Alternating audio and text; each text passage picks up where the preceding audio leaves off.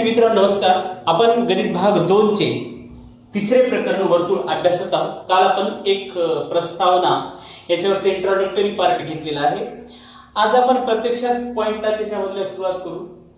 ते म्हणजे 1, 2 व 3 बिंदू मधून किती वर्तुळ जातात हे आपण कृतीयुक्त पाहणार आहोत। सर्वप्रथम आपण पाहू एका बिंदू मधून वर्तुळ जातात किती जाऊ शकतात ते आपण प्रत्यक्षात कृती पाहू। बघा, आपण या ठिकाणी एक बिंदू घ्या, कुठलाही एक बिंदू घ्या आणि त्याच्यामधून जाणारे वर्तुळ वेगवेगळ्या त्रिज्येचे काढण्याचा प्रयत्न करा। बघा ही आपण कृती करूया। एका बिंदू मधून जाणारी वर्तुळे। बघा, प्रतलामध्ये आपण एक बिंदू घेतलेला आहे, त्या बिंदू मधून जाणार एक वर्तुळ काढलं, परत वेगळी त्रिज्या घेऊन त्याच बिंदू मधून जाणारं दुसरं वर्तुळ काढलं, अजून वेगळी त्रिज्या घेऊन आणखी एक वर्तुळ काढू। आता विरुद्ध बाजूला वेगवेगळ्या त्रिज्या घेऊन परत काही वर्तुळ काढूया। हे एक वर्तुळ,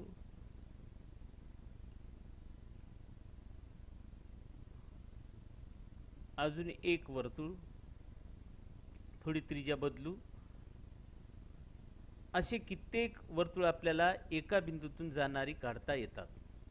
आपण प्रतलामध्ये जर एक बिंदू घेतला तर अनंत वर्तुळे आपल्याला काढता येतात। यावरून काय लक्षात आलं? एका बिंदू मधून अनंत असंख्य अनंत किंवा असंख्य वर्तुळे काढता येतात।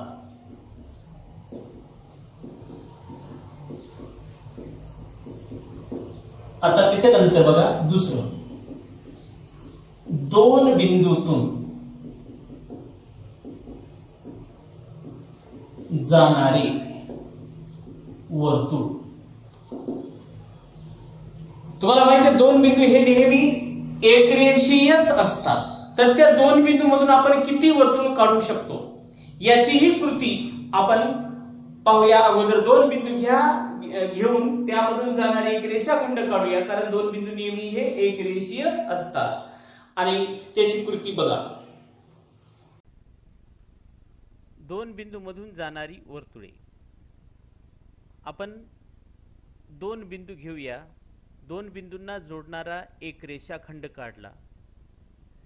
या रेषाखंडाचं अर्ध्यापेक्षा जास्त अंतर घेऊन वर आणि खाली दोन कंस काढूया। त्यानंतर कंपासच्या सुईचं टोक दुसऱ्या रेषाखंडाच्या दुसऱ्या बिंदूवर ठेवून परत तेच अंतर कायम ठेवून पहिल्या कंसाला छेदणारे दोन कंस काढूया। त्या दोन कंसाचे छेदन बिंदू जोडू, म्हणजे ही झाली रेषाखंडाचा लंब दुभाजक। आता तो छेदन बिंदू आणि रेषाखंडाचा अंत्यबिंदू एवढं अंतर घेऊन त्या दोन बिंदूमधून जाणारे वर्तुळ काढू। हे झालं पहिलं वर्तुळ। आता त्या लंब दुभाजकावरचा दुसरा कुठलाही एक बिंदू घेऊ आणि त्या बिंदूचं रेषाखंडाच्या अंत्यबिंदूपासूनचं अंतर घेऊ आणि तेच केंद्रबिंदू मानून आपण पुन्हा एक त्या दोन बिंदूमधून जाणारं वर्तुळ काढू। आणखी एक लंब दुभाजकावर बिंदू घेऊया,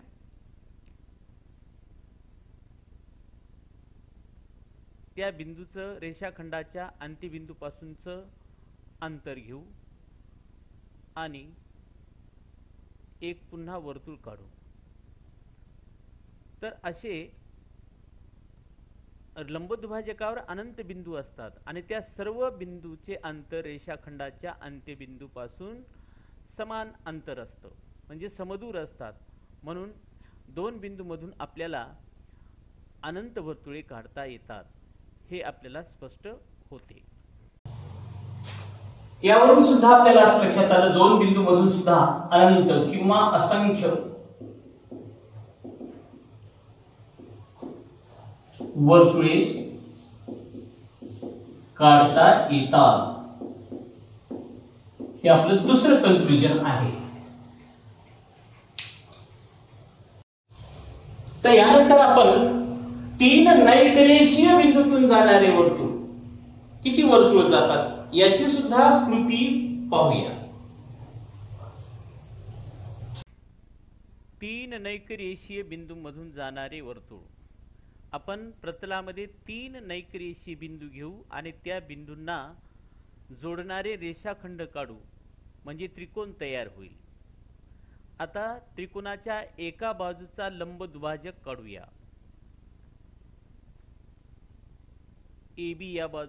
AC या बाजूचा लंब दुभाजक काढू.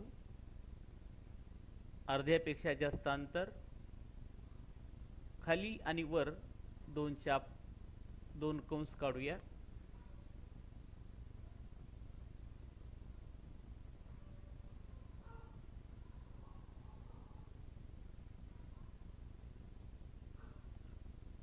तेच अंतर कायम ठेवून सुईचं टोक C बिंदूवर ठेवू आणि पहिल्या कंसाला छेदणारे दुसरे दोन कंस काढूया.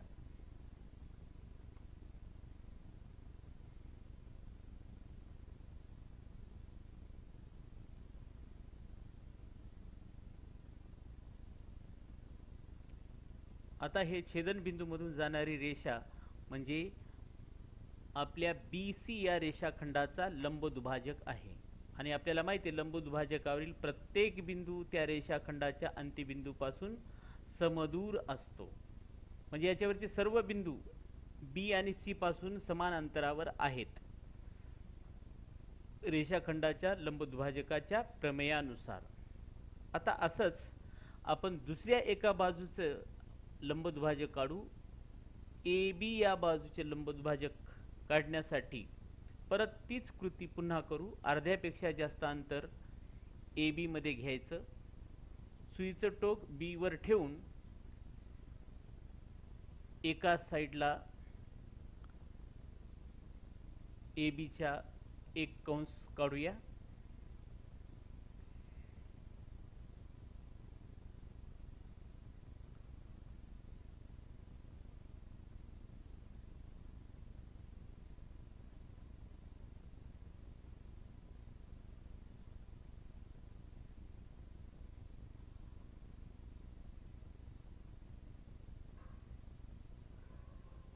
ठीक आहे, एकावर एक कंस आलेला आहे हा. त्यानंतर तेच अंतर कायम ठेवून सुईचं टोक A बिंदूवर ठेवून पहिल्या दोन कंसाला छेदणारे दुसरे दोन कंस काढूया.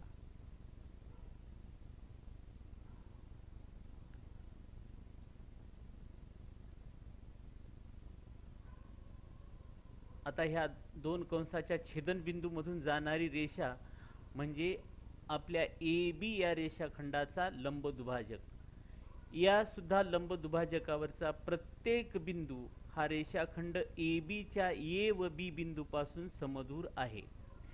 मग AB चा रेषाखंड आणि BC चा रेषाखंड ज्या ठिकाणी छेदतो तो एकमेव बिंदू असा आहे की तो बिंदू A पासून, B पासून आणि C पासून समदूर आहे. कारण त्या AB च्या आणि BC च्या लंब दुभाजकावर असल्यामुळे A पासून समदूर, B पासून समदूर आणि C पासून समदूर, आणि म्हणून त्याच्यामधून आपण एक वर्तुळ काढतो. असा दुसरा कोणताही बिंदू आपल्याला ABC पासून समदूर सापडत नाही.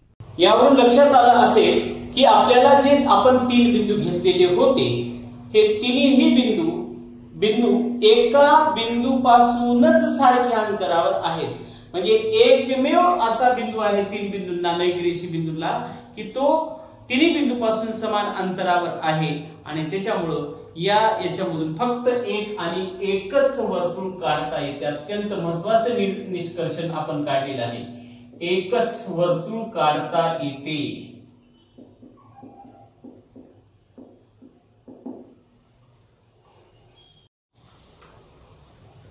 त्यानंतर तीन एकरेषीय बिंदूतून जाणारे वर्तुळ।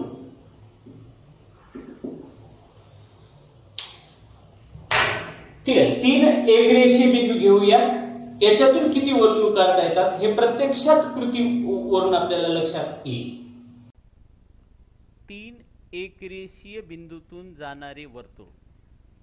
आपण जर तीन एकरेषीय बिंदू काढले, डी ई एफ हे तीन एकरेषीय बिंदू काढलेले आहेत, तर या तीन बिंदूपासून समदूर असणारा बिंदू जर शोधायचा असेल तर आपल्याला त्या बिंदूमधून जाणाऱ्या रेषाखंडाचे लंबदुभाजक काढावे लागतील।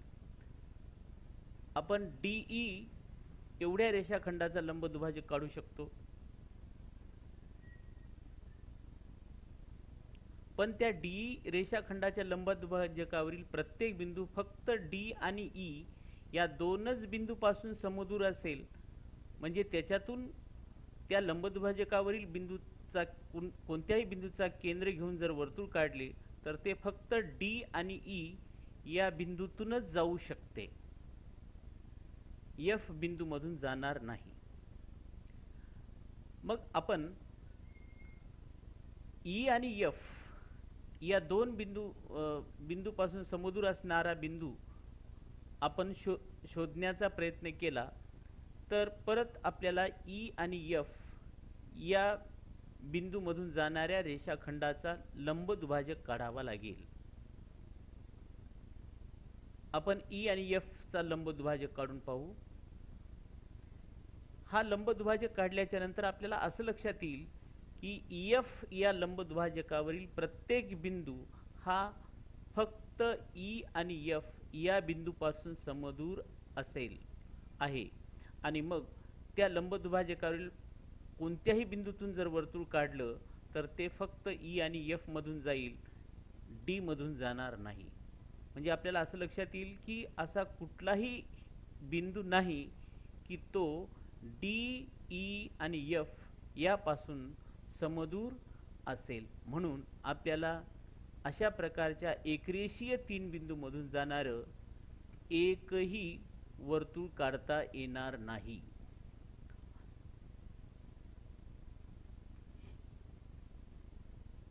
अशा प्रकारे हे आपण स्पष्ट करू शकतो।